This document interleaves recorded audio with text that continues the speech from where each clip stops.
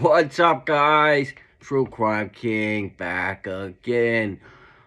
Alright, so we're going to be talking about this TikToker that is being sued by an Idaho professor because she claims that this professor committed these murders. It's ridiculous. And once again, I'm sick, so that's why I sound like I got a frog in my freaking nose and throat. So, yeah, don't make fun of me.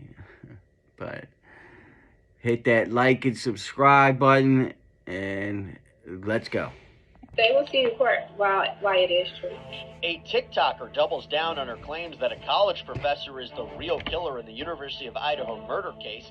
Constitutional law professor Kermit Roosevelt joins to discuss. I mean, she's being sued over this. You would think she would shut the hell up, especially when she's getting sued.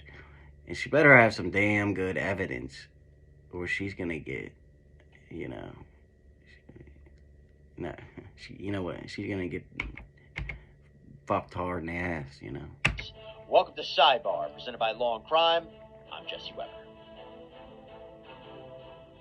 You would think that after being sued, you might quiet down and not double down on the behavior that you're being sued over. Well, that is not the case for Ashley Gillard. This is the TikToker who's claimed that a University of Idaho professor is the... I think this girl just wants her 15 minutes of fame.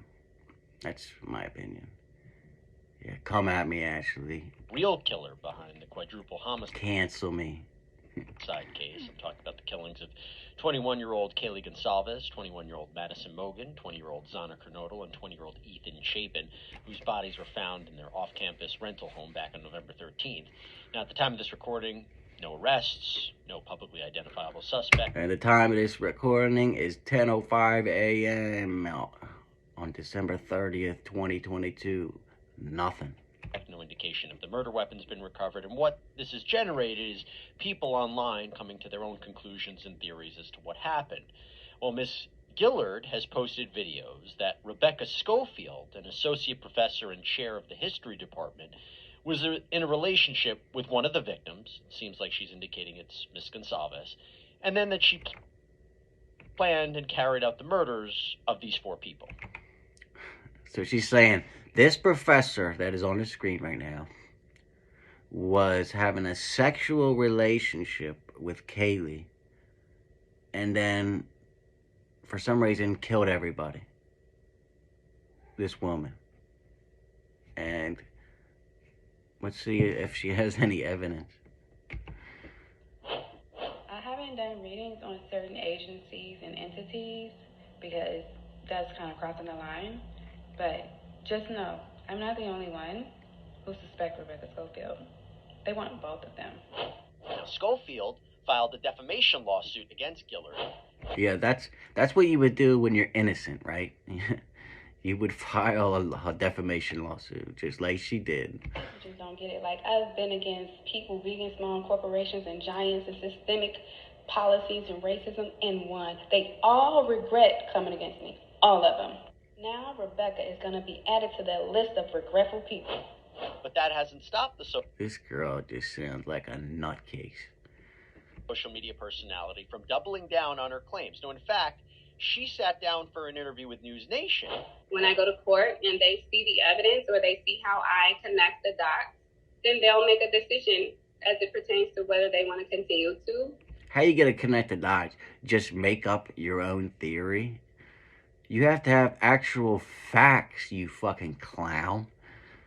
Live in blinders or believe it. If they don't, that's I don't care. Let me bring in Kermit Roosevelt. Kermit is a She's definitely just trying to get her 15 minutes of fame. David Berger professor for the Administration of Justice and focuses on constitutional law.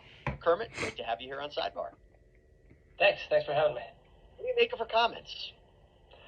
Well, it suggests that she's just not taking a realistic perspective on this, particularly like if they don't believe me, I don't care. Yeah, she's a nut.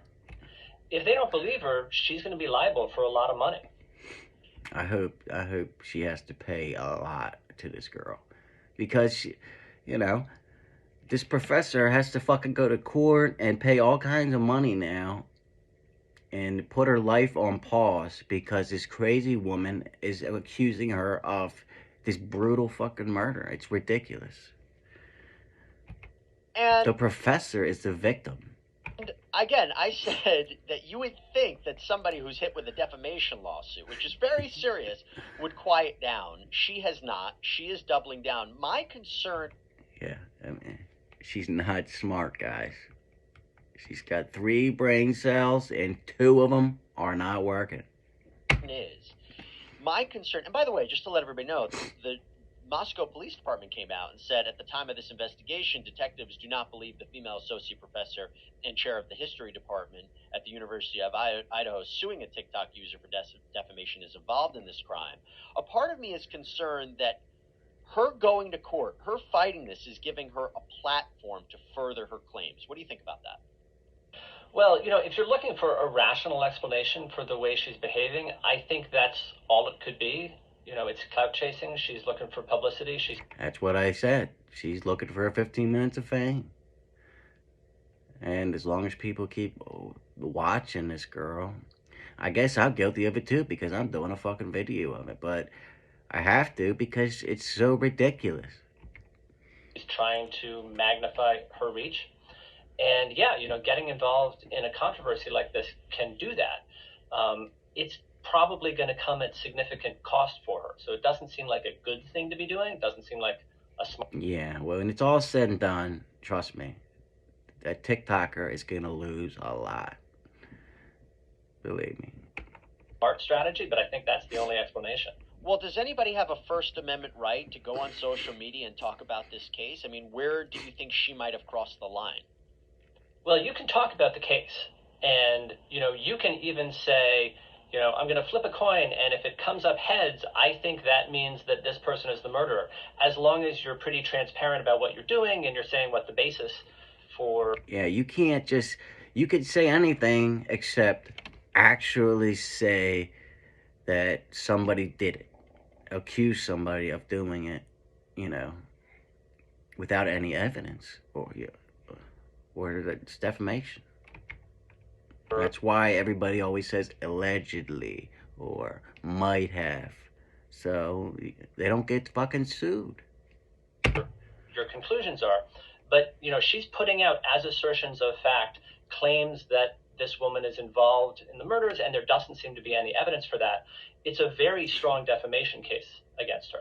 Yeah, it is, and she's gonna have to pay a lot of money. So you think in terms of it was the idea that if she had came out and said, I just suspect that it might be the professor, then that would have been fine. That would have been fine. But she's taking it to a whole other level here. That might have been something different, because there are people online right now who have a ton of different theories and a ton of different speculation, and they're pointing the finger and they're saying, look at this piece of evidence. What would be your message to all those people out there? Well, I guess I would say be careful, but, some of that is protected. If you're like, here are the pieces of evidence, and here's what I think. Or if you're saying X% of the time, it's the boyfriend, usually it's the husband who kills the wife, something that's based on statistics about actual cases. All of that is protected. What you can't do is make factual claims about a specific person without a reasonable basis for them. And yeah, you can't say something is fact if you don't have facts. Doesn't seem to be any basis at all for this. It's just sort of wild accusations. So I should tell you that Schofield's attorney sent News Nation a statement denouncing this accusation. It says, quote, the statements made about Professor Schofield are false, plain, and simple. What's even worse is that these untrue statements create safety issues for the professor and her family. They also further compound the trauma that the families of the victims are experiencing and undermine law enforcement efforts to find the people responsible in order to provide. Yeah, so this TikToker is taking attention away from the real killers here, She's causing all kinds of problems for law enforcement, for this professor, for everybody, just to get some views on her TikTok. I hope she actually goes to jail for this and has to pay a lot of money. Answers to the families and the public. The impact that the statements had on Schofield and her family, how does that factor into the analysis?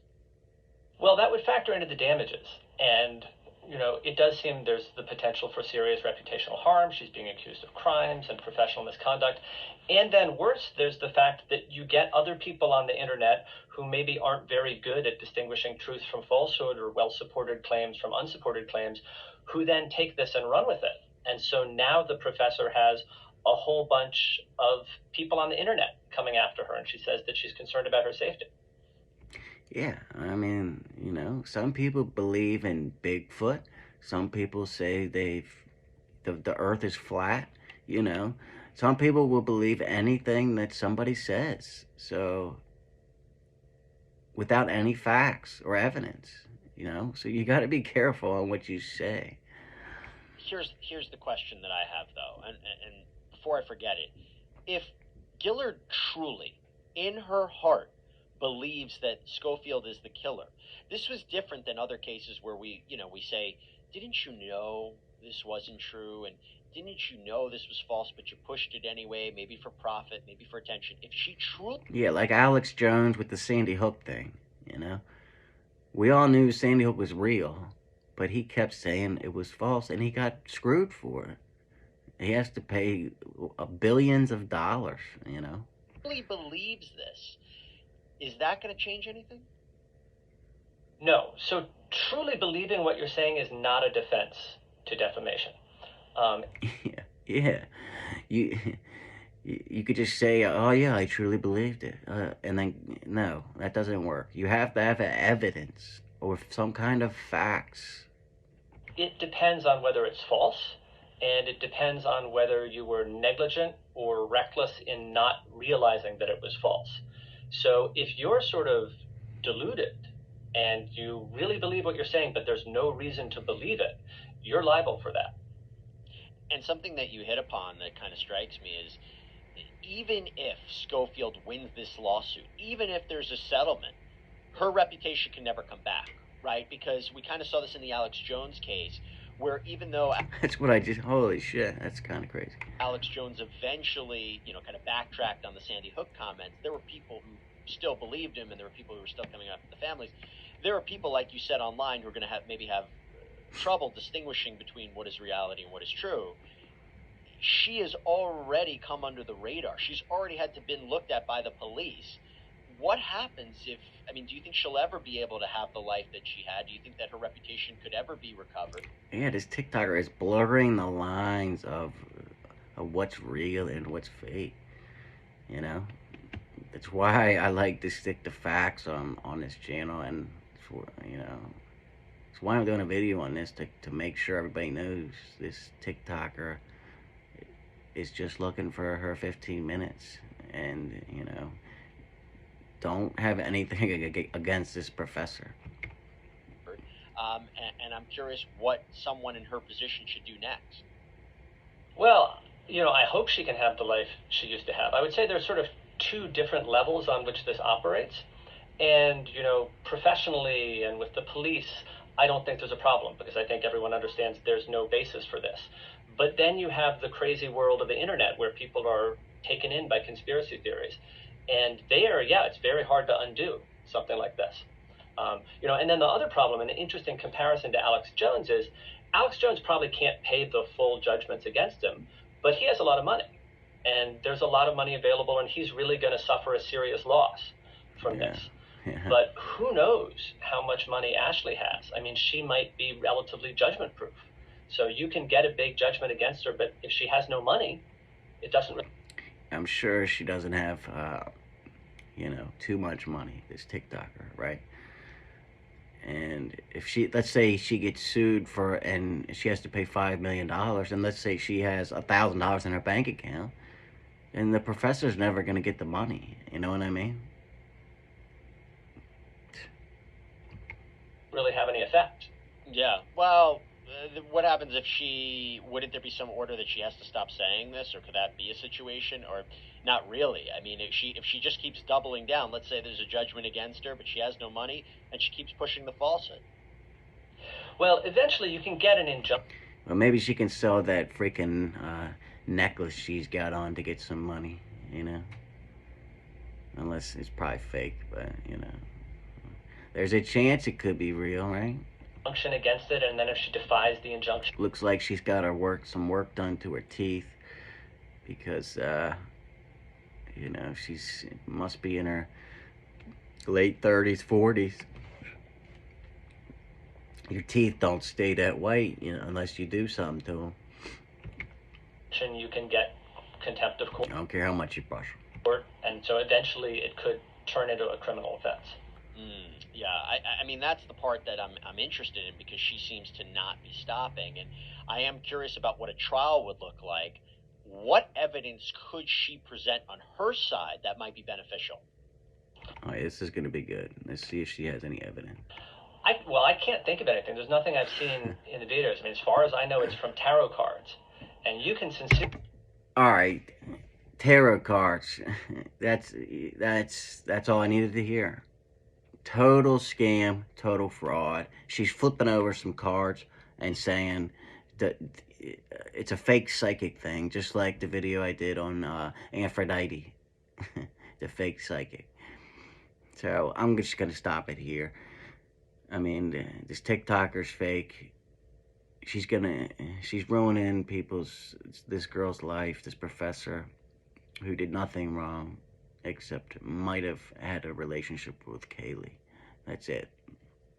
Maybe. And we don't know that for sure. But thanks for watching. Until next time, True Crime King out.